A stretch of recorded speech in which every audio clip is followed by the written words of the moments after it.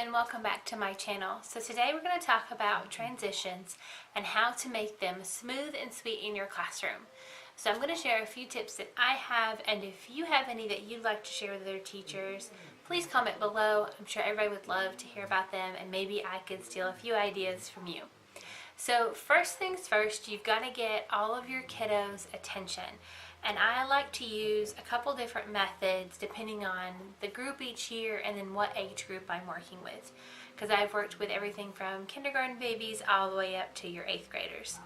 So I like to use currently the counting method. So depending on where my kids are in the room and how far they need to go and what all they need to put up, I choose a number. So if they're at their tables, it's probably going to be 5. In the count of 5, everyone has their items put away and their eyes on me in 5, 4, 3, 2, 1. And depending on how long they need, I may draw out that counting. Something else I've used is cute little sayings like I say shark bait and the kids say ooh ah ah. Or I like Big Bang Theory, so I use soft kitty, warm kitty, and the kids say little ball of fur. And they really get a kick out of those. You just have to teach them to them and make sure that you keep some consistency and not too many of them going in the running. Also, if you don't want to say something, or maybe you're a little bit on the softer side, I am not a soft-spoken teacher. We do a lot of chanting and singing and getting loud in my room, but there are some teachers who are soft-spoken. So you could use something like a bell. I found this one at the Dollar Tree for $1. I have a cute apple one too. So if you keep a lookout there, they have those. And so you could use a bell when you hear 2 bell rings. That means all eyes on me. So that's the first thing, get their attention. Next is make sure that they don't have anything to distract them.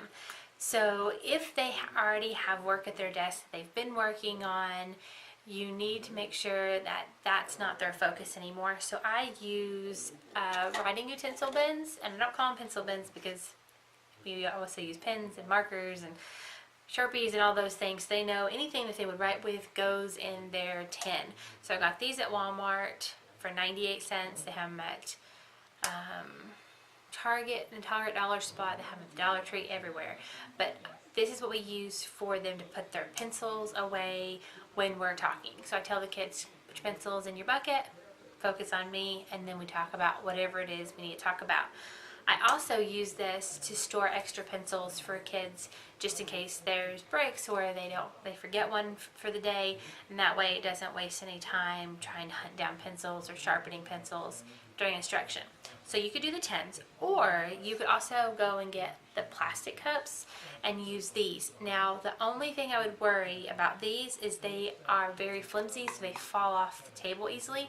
But you could either Velcro them to the table, or you could on the rim put some hot glue and hot glue them to your table.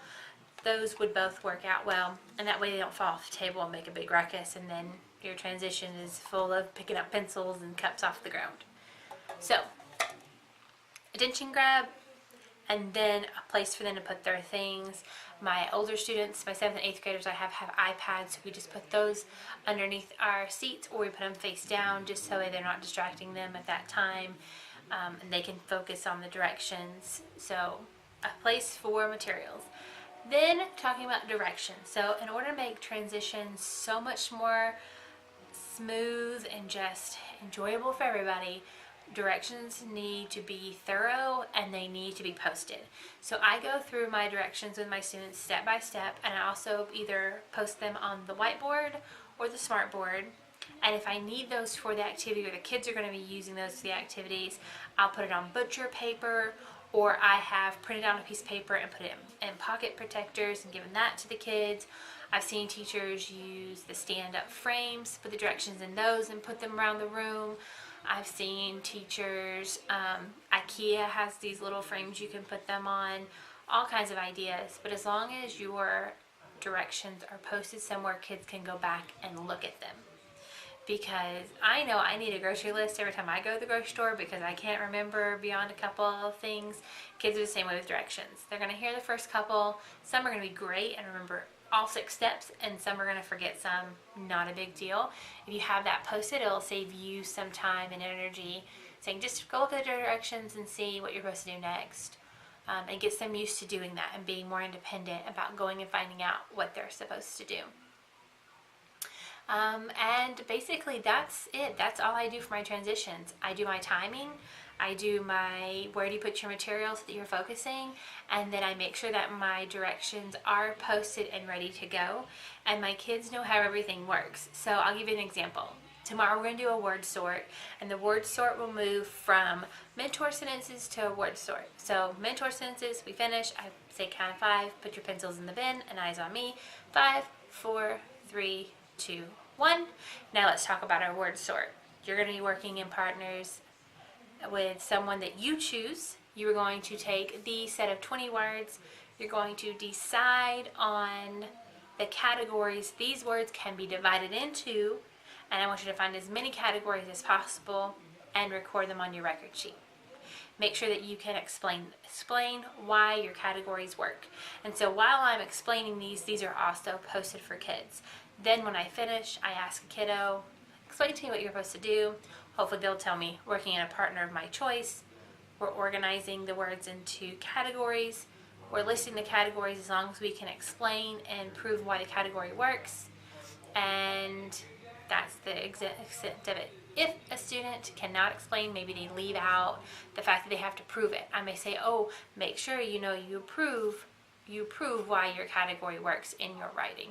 So I just go through that one more time with the kids just to make sure that they know what to do, and of course it's posted just in case they forget. I hope you found something that you can use in your classroom. And if you enjoyed this and you want to come back, please subscribe so that way you can be alerted when I post new videos. Also, if you don't care to like this video, it really helps me and it encourages me to make more videos. I hope you have a wonderful week, and I will talk to you soon. Bye!